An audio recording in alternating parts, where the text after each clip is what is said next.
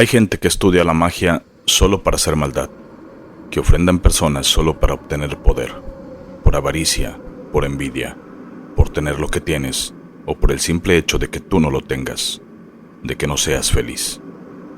Ocurrió ya hace muchos años, la verdad no lo sé con exactitud, es un dato que no lo tengo muy claro. En un pequeño pueblo olvidado y alejado de todo San Luis Potosí, mi abuelo, quien fuera padre de mi padre, poseía el don, como le llaman algunas personas. Se le daba el curar a la gente y hacer trabajos de brujería de cualquier tipo. No sabemos si nació con él o lo adquirió de alguna manera. Mi padre dice que de la nada, así nada más, perdió a 2 de sus hermanos. Un día, ya no despertaron. Fue entonces cuando las cosas cambiaron para su familia. De tener una vida precaria y carente, pasaron a tener un estilo de vida, digamos, muy diferente. Cada día que pasaba, era más frecuente ver que el tipo de pago que le daban a mi abuelo por sus trabajos era más ostentoso. Relojes, cadenas, escrituras, etc. Mucha gente acudía a visitarlo para consultar con él. Venían de muchos lados, de otros estados, incluso de otros países. Al igual que estos cambios, su poder también iba en aumento. La gente a los alrededores decían que era el resultado del pacto, el precio a pagar, ofrendar almas, las almas de sus seres queridos. A decir verdad, nunca lo supimos. Él nunca nos hizo comentario alguno sobre ese tema. Se fue a la tumba sin revelar su secreto. Nunca creí en este tipo de cosas, hasta que muchos años después me sucedió. Viví en carne propia lo que mi abuelo practicaba. Y como dice un compañero de trabajo, el que no creas no significa que no exista. Llevaba algunos días sin poder dormir plácidamente. Las veces que lograba dormir, no descansaba como debía hacerlo, o había días que dormía 2 o 3 horas debido a un dolor en mi espalda, el cual era ocasionado por alguna reacción alérgica la cual me provocaba comezón y por consecuencia despertaba para rascarme. Perdía el sueño a raíz de eso. La comezón se la atribuía al jabón con el que me bañaba. Constantemente le decía a mi mujer que lo cambiara. A la hora de probar algún bocado comía muy poco.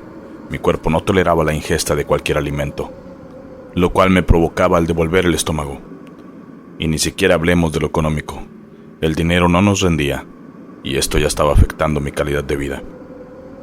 Un día como cualquiera, me dispuse a ir a una peluquería para mi corte de cabello habitual como cada cierto tiempo lo hacía.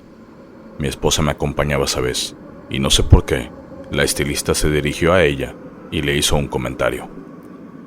Señora, mire, no me lo tome a mal, y disculpe mi intromisión tan repentina, solo déjeme decirle algo. Busque ayuda. Su esposo está pasando por algo. Yo no sé hacer este tipo de cosas, solo las veo, y lo que veo en su esposo es algo muy malo. La verdad no le dimos importancia. Seguimos en lo nuestro.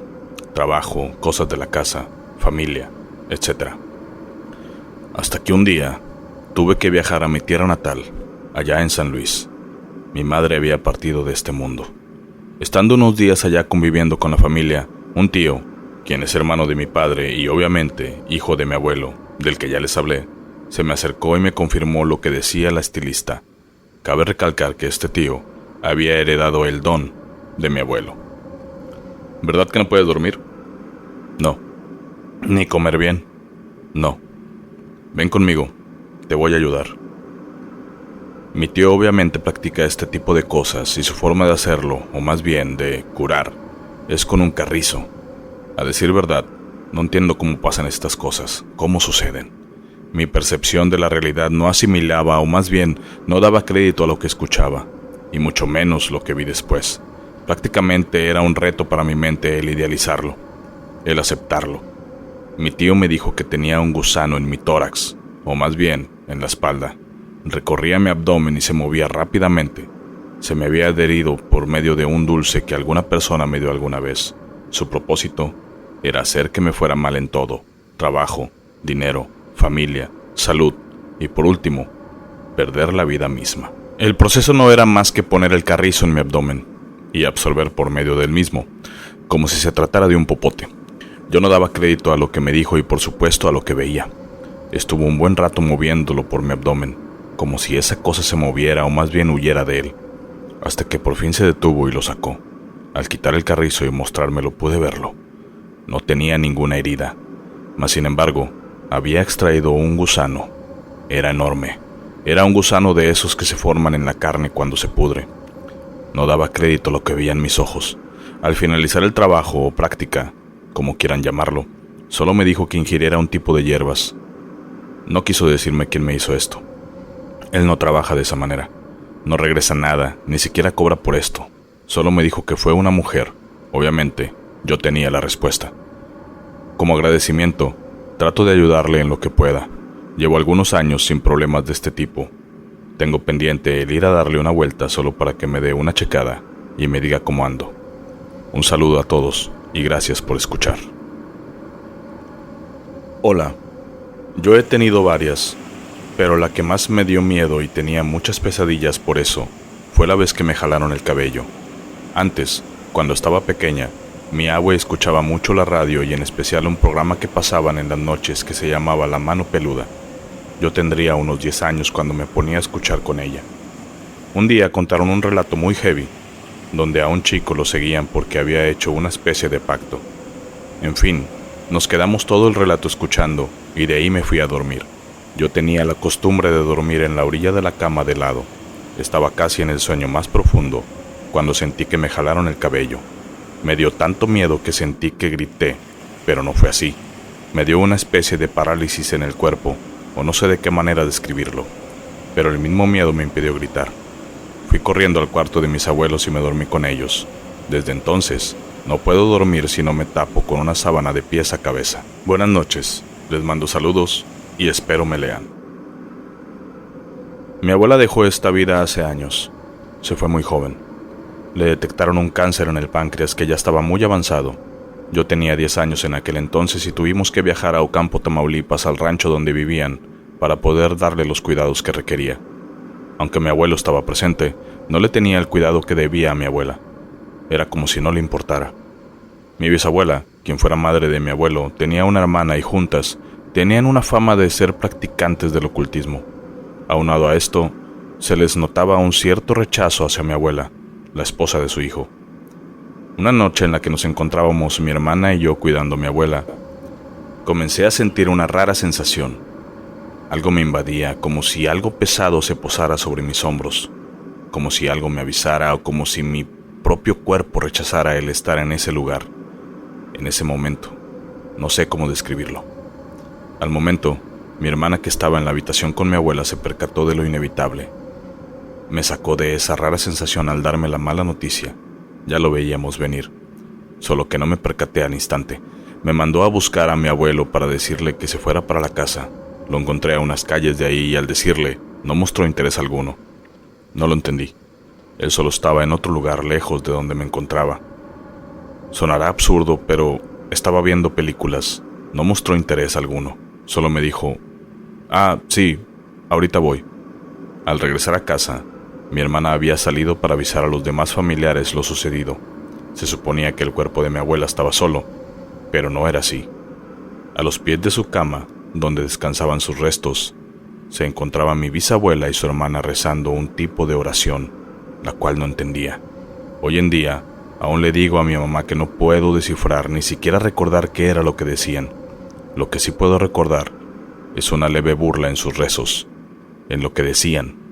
Al entrar a la habitación y preguntarles que si se les ofrecía algo, se espantaron, como que no esperaban que alguien estuviera en ese momento. Solo me dijeron que mi hermana les había avisado y se fueron pronto de ahí. Más noche, arriba del cuarto donde estaba el cuerpo de mi abuela, se escuchaba como si rasparan por la parte de afuera, como si un animal grande con sus garras quisiera entrar. Mi abuelo nunca llegó. Me encontraba sola con mi abuela esa noche. Me dio curiosidad tocar su rostro por última vez. No estaba frío, estaba caliente. No le di importancia y me dispuse a descansar. Al despertar más noche, ya vi que había más gente preparando el cuerpo. Allá en el rancho no es como aquí en la ciudad. Ya se disponían a velarla. Entre todo el movimiento y demás, pude alcanzar a escuchar un leve quejido saliendo de su cuerpo. Para esto ya la tenían lista. Procedimos a despedirla al día siguiente. Cuando estábamos en el panteón, algunos comentan que la caja se movía. Quizás no quería irse. Hasta hoy en día, aún le comento a mi madre estas cosas las cuales no me cree del todo. Cada que vamos de visita al rancho dice que ve cosas, sombras, incluso hasta una mujer de blanco, pero no alcanza a verle el rostro. Yo solo escucho ruidos extraños. No nos gusta estar del todo ahí. Al final, solo me hago la idea de que es mi abuela quien va de visita también. Años después, estando aquí en Monterrey, estas mismas cosas nos comenzaron a suceder en casa de mis padres. Estos fenómenos también eran acompañados de esa misma sensación que sentí esa vez con mi abuela, además de una sombra que se desaparece justo en una escalera, en donde pocos días después, mi papá también partió de este mundo. Lo encontramos en esa misma escalera. El día de su entierro, hubo vecinos que dijeron haberlo visto en casa cuando nosotros ya lo teníamos en una caja a punto de enterrarlo. Con el paso del tiempo la familia creció. Una de mis sobrinas decía que un señor la regañaba cada que pasaba por cierta zona de la casa de mi madre. Esta sobrina fue creciendo y al tener cierta edad y ser un poco más grandecita, llegó a ver en un álbum de fotos viejo que tenía mi mamá. Al ver una fotografía de mi padre, lo señaló como el señor que la regañaba cuando era más pequeña. Ella nunca lo había visto vivo, y era la primera vez que lo veía en una fotografía.